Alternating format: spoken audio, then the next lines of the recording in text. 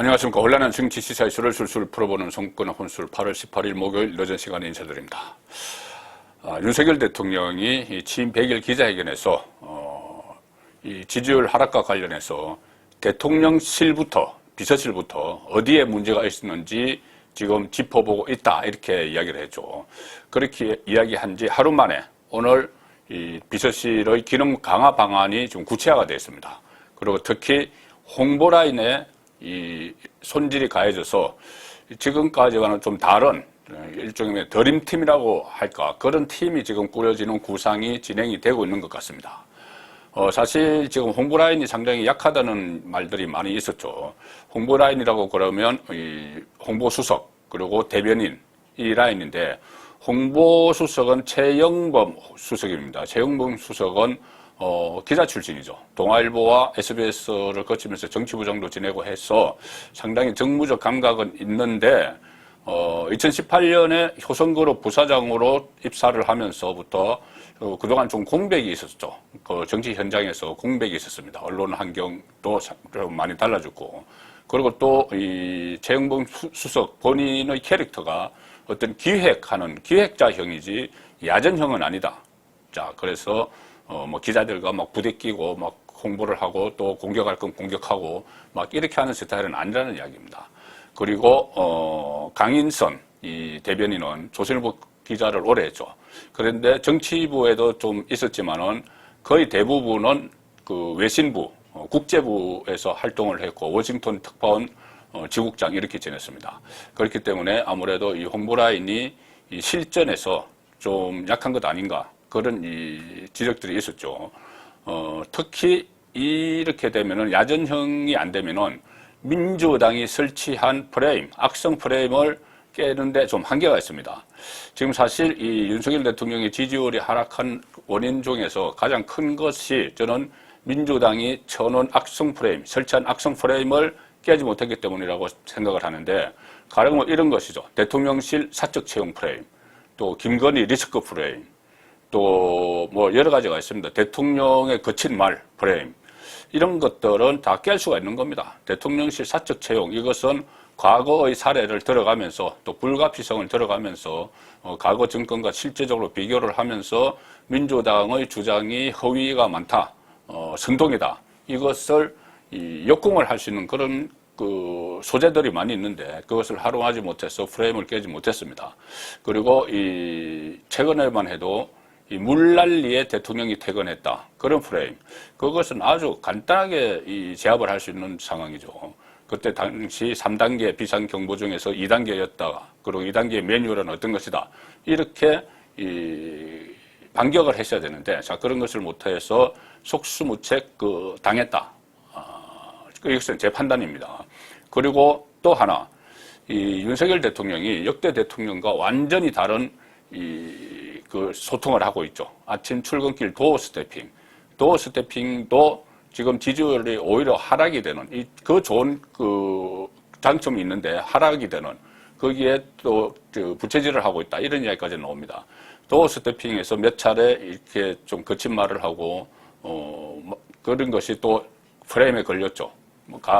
전 대통령, 전 정권에서 이렇게 훌륭한 장관 받느냐, 이런 것들. 자, 그래서 이것도 지금까지 전혀 없던 현상이기 때문에 대통령의 도어 스태핑 관리도 홍보라인에서 했어야 됩니다. 홍보라인에서 실제로 뭐 하고 있는지는 모르겠지만은 그렇게 했다면은 그런 거친 모습은 보이지가 않았겠죠. 자, 홍보라인은 그래서 여러 가지 프레임을 깨기도 하고 깨야 되고, 아침 도어 스태핑, 가령 예를 들어서 아침에 매일 메시지를 내는 게 뭐 이만저만한 일이 아니죠.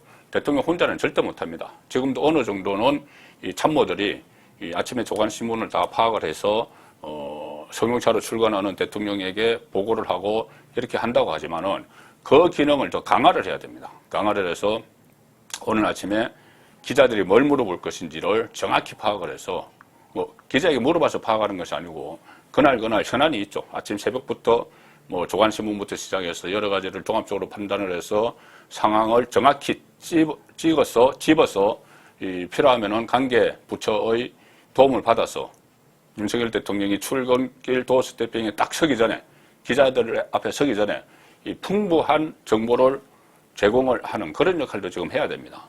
자, 그래서 이 홍보라인이 상당히 중요한데 오늘 일단 김대기 비서실장이 이 강화 방안, 기능 강화 방안을 좀 이야기를 했습니다. 일단 비서실 조직과 관련해서 정책기획수석을 신설한다. 그걸로 검토를 하고 있다. 그리고 이걸로 끝날지 또 다른 안을 더할지 등은 아직 확정이 안 됐다. 이렇게 이야기하고 민생과 정책 아젠다 쪽에 지금 소통의 문제가 있었다. 그래서 국민과 내각, 대통령실 간의 소통과 이해를 원활히 할 필요가 있어서 정책기획수석을 먼저 신설한다. 이 정책기획수석에는 이관섭 무역협회 상근부회장이 기용이 유력시 되는 이런 상황입니다. 이관섭 그 무역협회 상근부회장은 대통령실 그리고 관과 또 민간을 잇는 가교 역할을 잘 수행할 것으로 본다. 자, 이런 것이 주변의 평입니다. 실력도 있고 성격도 원만하다 이런 평인데, 자, 이 정책 라인은 이렇게 구축을 하는 것이고, 제가 지금 말씀드린 이 정책 파트 강화와 별개로 홍보수석을 교체하게 하는 것이 거의 뭐 확실한 것 같습니다. 이 자리에 누가 오느냐? 새 홍보수석에 윤석열 대통령 당선인 대변인을 지낸 김은혜 전 국민의힘 의원이 지금 사실상 내정이 된 상태고 21일 이번 일요일에 발표가 됩니다. 그 사이에 몇 가지 조정할 것이 있어서 아마 그 사흘 동안 그 기간을 두는 것 같은데, 이 최영범 홍보수석은 홍보특보를 지금 맡는 방안이 유력하고 또 강인선 대변인의 교체 여부도 관심인데, 자, 김은혜 전 국민의힘 의원 윤석열 대통령 당선인 시절에 입 역할을 했죠. 지방선거에 출마를 해서 본선에서 김동연 민주당 후보에게 아깝게 패배한 뒤에 독일에 머물고 있는데 최근 대통령의 호출을 받고 한국으로 귀국을 한 상태인 걸로 저는 알고 있습니다. 이 김은혜 전 의원은 방송기자 출신이죠. 그리고 앵커를 많이 했고 이명박 정부 청와대 때 이미 대변인을 한번 했습니다. 그리고 이 소탈한 성격에 순발력이 있기 때문에 또 야전형입니다. 김은혜 전 의원은 야전형이죠. 그래서 민주당의 설치한 프레임을 깨고 또 윤석열 대통령의 도어 스태핑을 더 빛나게 할 그런 자질을 충분히 가지고 있다. 그런 평가가 주변에 많죠. 그리고 이 대변인 강인선 대변인은 지금 아마 현재 지금은 대변인인데 외신 대변인이라는 게서 지금은 없는데 청와대는 없는데 그 전에는 있었죠. 지금 대통령실 안에는 외신 대변인이 없는 것 같은데 그 전에 청와대에는 있었습니다. 그래서 외신 대변인이 유력하고, 그러면은 대변인은 누가 하느냐? 이 정치 상황. 김은혜 홍보수석과 같이 손발을 맞춰서 이 프레임을 깨고 도어 스태핑을 빛나게 할 그 대변인은 누가 맡을 것인가? 여기에 대해서 지금 두 가지 이야기가 나옵니다. 하나는 김은혜 홍보수석이 겸임을 할 것이다. 같이 맡을 것이다. 대변인 겸 홍보수석.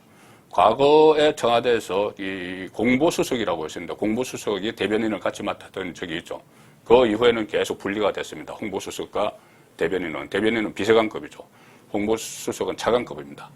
자, 그래서 같이 맡을 것이라는 이야기가 있지만은 제가 말씀드린 대로 지금 이 아침에 도어 스태핑까지 관리를 하려면 혼자서는 하기 힘듭니다. 그리고 그 밑에 여러 같이 가용한 인력도 많이 배치를 해야 되기 때문에 이 대변인이 분리가 될 가능성이 높은데, 지금 제가 듣기로는 또 여의도 정가에 놔두는 말 중에는 대변인으로 한두 사람이 지금 거론이 되고 있습니다. 이름을 말하기는 아직 말할 단계는 아니지만, 가령 이 시사 프로그램에서 종합편성 채널이나 아니면 뭐 공중파든 시사 프로그램에서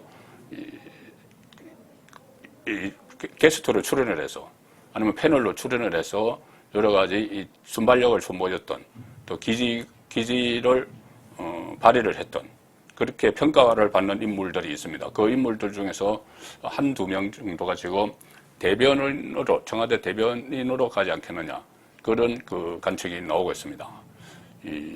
이 그 시사평론가로 일하는 이 사람들은 이 어떤 민주당이 설치한 프레임의 허점을 많이 좀 알고 있습니다. 많이 알고 있기 때문에 프레임을 깨는데 또 적임자가 그 대변인으로 갈 것이다. 자, 그런 이야기들도 지금 전가에 나들고 있죠.